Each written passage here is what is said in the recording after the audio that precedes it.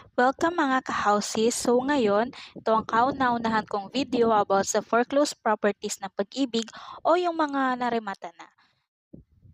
So for today's video, may check tayo na 4 na properties around here sa Cabuyao, Laguna, 2 sa St. Joseph Homes 1 at 2 rin sa St. Joseph Village 7. Parehas silang unoccupied. So if gusto mong ma-check din yung property, tara, puntahan na natin. So, ang una nating pupuntahan is yung property sa St. Joseph Homes 1. Ang St. Joseph Homes 1 pala ay malapit sa bagong patayong ospital dito sa Cabuyao, which is yung Cabuyao City Hospital. Ayan, makikita nyo, daanan natin. Also, malapit din siya sa bagong patayong village dito sa Cabuyao, Laguna. Sa left side, yung Winfield. Kung gusto nyo pa na makakita ng mga ganitong klaseng content in the future, just click the subscribe button and the bell button so updated kayo kapag mag-upload ako ng bagong videos about the foreclosed properties na pupuntahan namin. And finally, nandito na tayo sa St. Joseph Homes 1 at i-check na natin yung ating unang foreclosed property for today's video. Dito pala sa St. Joseph Homes 1, mayroon na silang amenities like the private schools, the Emmanuel Christian School, ayan. Then, ito rin yung clubhouse nila. Then, followed by their park and yung basketball court. At finally, nakarating na tayo sa ating first foreclosed property. So, ito siya. Kung makikita natin, yung properties okay pa siya. Unoccupied din siya tulad nung sinabi dun sa pag-ibig. And mukhang hindi naman napabayaan ng first owner.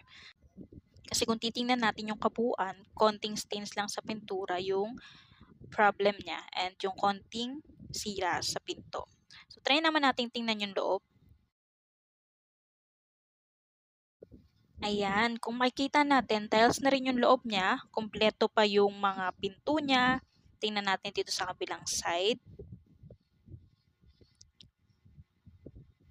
Ayan, kompleto pa yung pinto, yung switches, yung saksakan. So, pwedeng-pwede na siyang lipatan. Napansin ko din pala na yung likod ng bahay is main road na. So, perfect na perfect to sa mga nagbabalak magtayo ng sari-sari store. So, if interested kayo sa property na to, ilalagay ko dito yung details. I-pause nyo na lang. Ang starting bid nito ay 724,700 pesos. Now, pupunta na tayo sa property number 2. Dito pa rin sa St. Joseph Homes 1. Pero mabilis lang siya kasi nakalagay sa pag-ibig na unoccupied siya. Pero upon visitation, may nakatira pala. So, ito talaga yung importante bago tayo mag-bid ng property. Kailangan muna natin siyang i-check if may nakatira or wala. Kasi minsan, hindi accurate yung mga nakalagay dun sa pag-ibig. So, ito yung property. If ever na interested pa rin kayo, lalagay ko dito yung details. I-pause nyo na lang ulit. Ang starting bid nitong property ay 613,800 pesos. In all honesty, maganda pa yung property. Kaso yun nga, may tao lang talaga. So, pupunta naman tayo ngayon sa St. Joseph Village 7 para i-check yung dalawa ding property doon. If ever pala na may mga tanong kayo about sa foreclosed properties ng pag-ibig or if may mga request kayo ng mga lugar na gusto nyong i-check namin para sa inyo dahil wala kayong time, don't hesitate to comment down below so mababasa namin at ma-check namin yung mga request nyo.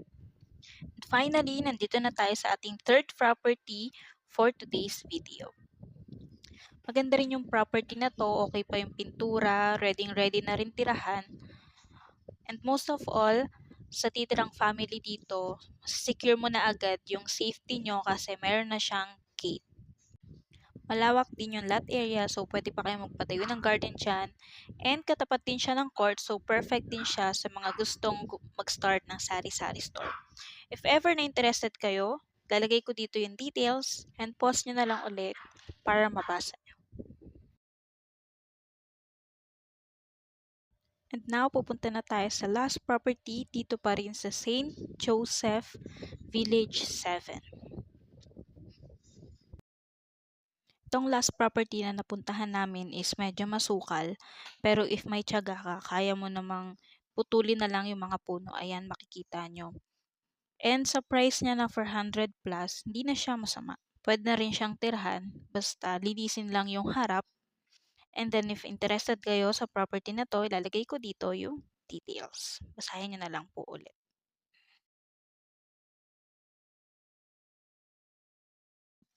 And that's it for this video. If nagustuhan nyo tong content na to, just hit the like button. Also, huwag nyo kakalimutan na i-subscribe ako and also click the notification bell para sa mga susunod na uploads ko ay updated kayo. And again, if may questions or may suggestions kayo, just comment down below para magawa natin ang future videos. Hanggang sa muli mga ka-housies, paalam!